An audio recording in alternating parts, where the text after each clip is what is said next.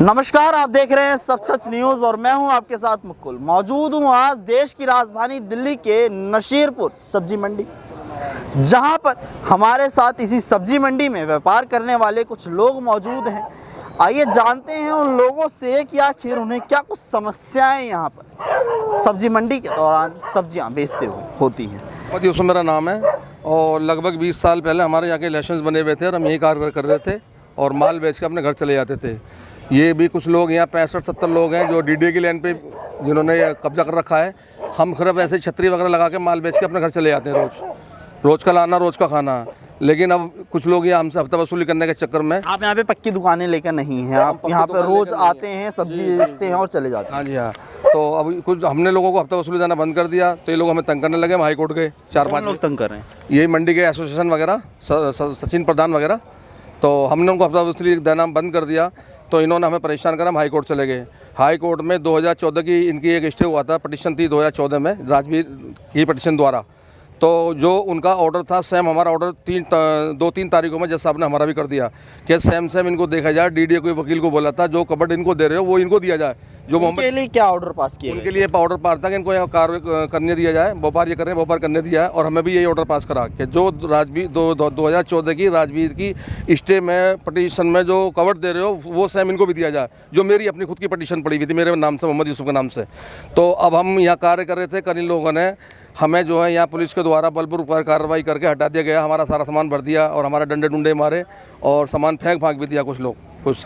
तो जबकि के आदेश के बाद भी आप लोगों को यहाँ से हटाया गया। आदेश मेरे पास है, ऑर्डर है कोर्ट का 19 तारीख का, आप ये देख सकते हैं। जज साहब ने ऑर्डर लिख रखा है और हमें कार्य करने नहीं कर रहे। दमंग लोग हैं यहाँ। सिर्फ हमारा इतना कसूर है कि हम मजलूम है, हमारे पीछे सपोर्ट नहीं है कोई भी।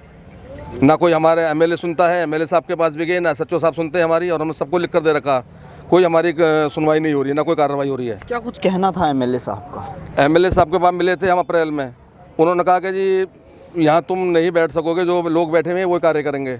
हमने उनके घर पे उनसे मुलाकात करी थी, उन्होंने मना कर दिया। फिर हम उसके बाद फिर हाई कोर्ट दोबारा हमने पटिशन डाली 110 की।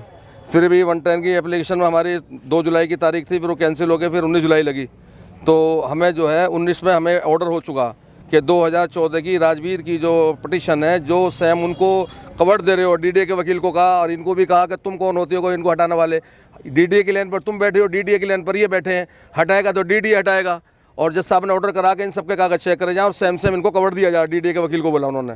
तो हमारी भी यही रिक्वेस्ट है कि भाई हम भी गरीब आदमी हैं, हमें भी यहाँ कार्य करने दिया जाए। लाइसेंस इनके पास भी है, लाइसेंस हमारे पास भी है। हमारी यही मिला के आपकी सिर्फ ये मांग है कि आपको भी यहाँ पर बैठने दिया जाए जब तक कोर्ट से कोई और ऑर्डर ना आ जाए, या जब तक यहाँ से कोर्ट का ऑर्डर है कि जब तक यहाँ से ना हटाया जाए, जब तक कहीं दूसरे दिन को शिफ्ट ना किया जाए। इसके अलावा भी कुछ और मांगे हैं आप लोगों की इस तरीके से यहाँ पर? सर हमारी मांगे कुछ नहीं है, सिर्फ हम ये चाहते हैं कि जिस तरह ये काम कर रहे हैं, कार्य कर रहे हैं, अपने बच्चों को पाल रहे हैं, उसी तरह हम भी अपना कारोबार करके अपने बच्चों को पालना चाहते हैं। अब ये लोग क्या करते हैं कि हम लोग से किराया मांगते हैं। इस मंडी में 64 आदमी का स्टे है, उसके बावजूद भी इस मंडी में अवैध रूप से 500 आदमी काम कर रहे हैं। अब 500 आदमी बेचारे गरीब आदमी है, वो इनको किराया देते हैं, मोटा मोटा किराया खाते हैं, जबकि इनका कोई राइट नहीं बनता इसके अंदर।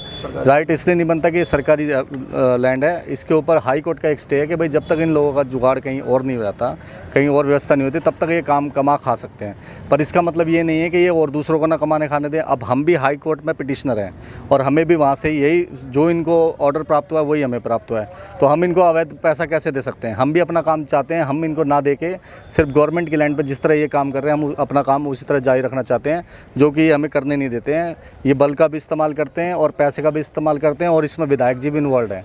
विधायक जी ने रात को 10 बजे ही डीएम साहब से मिलके पता नहीं कैसी ऐसी स्थिति उन्होंने वहाँ पे बताई कि यहाँ पे कोई आपराधिक तत्व है क्या, हम कोई आतंकवादी हैं क्या। उनको लगा कि उन्होंने जाके खुद बैठ के वहाँ से रात को ऑर्डर पास करवा के और पुलिस बल लगा के और हम सबको यहाँ से खदेड़वा दिया गया। हमारा सामान उस गाड़ी के अंदर सारा भरा पड़ा है, जो हमने रात को अपना शांतिपूर्वक रख लिया। हमें बताया गया कि अगर आप यहाँ से नहीं उठोगे तो मार डंडे उठा दिया जाएगा।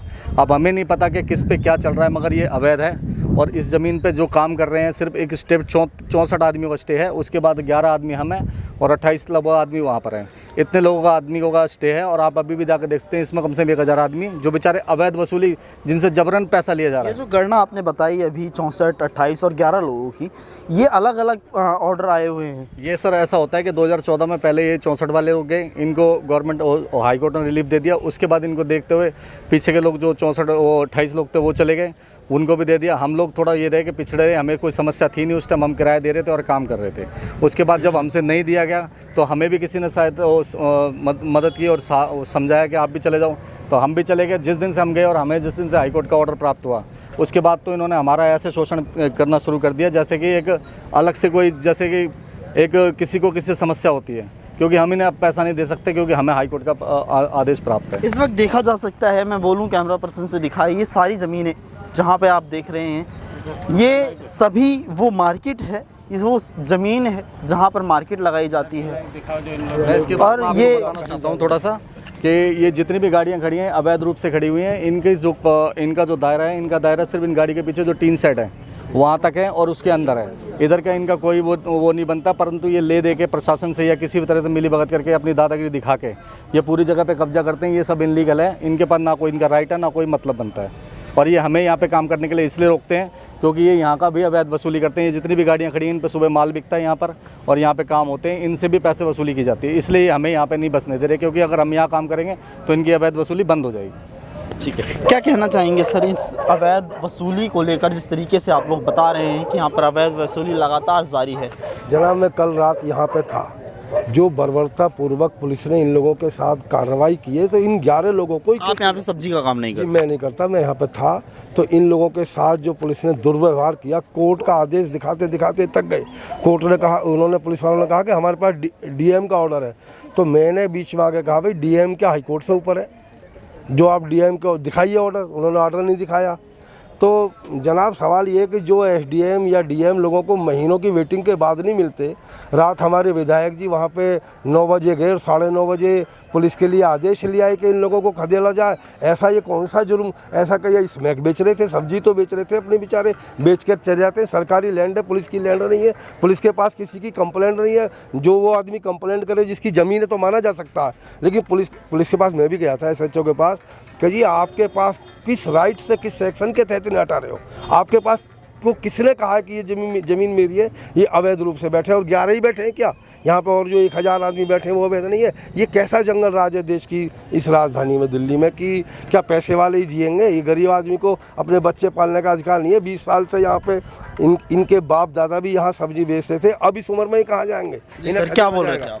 मेरा कहने का मतलब सर ये है, मैं ये जानना चाहता हूँ, इन लोगों से ये पूछना चाहता हूँ कि आप लोग इस ज़मीन के मालिक हैं, रजिस्ट्री है क्या है? सिर्फ एक कोर्ट ने आपको भी एक रिलीफ दे रखा है, वही रिलीफ हमें दे रखा है। कल रात को क्या होता है कि अचानक से पुलिस वाले एक ऑर्डर लेके आते हैं हमारे पास में और कहते हैं कि यहाँ पर समुदाय विशेष का पंगा हो सकता है। एक उसको घुमा के बात को और फिर हमसे हाथ जोड़ते हैं, कहते हैं कि भैया इसको हटाओ, नहीं तो हम आपको पहले तो हाथ जोड़ेंगे, फिर उसके बाद लाठी मारेंगे और आप पे मुकदमे दर्ज कर देंगे, ये कर देंगे, वो कर देंगे। हमारे पर ऊपर से प्रेशर है। पुलिस आप लोगों को हटाने के लिए यहाँ पर आई थी, उस वक्त आप लोगों ने पुलिस से वो आदेश मांगा था? बिल्कुल मांगा। उन्होंने फ़ोन पे हमें आदेश दिखाया, जो कि हम इतने पढ़े लिखे लोग नहीं हैं जो हम उसे पढ़ सकें। मैंने उनसे कॉपी मांगी, उन्होंने कहा कि आपको कल सुबह थाने में कॉपी मिलेगी।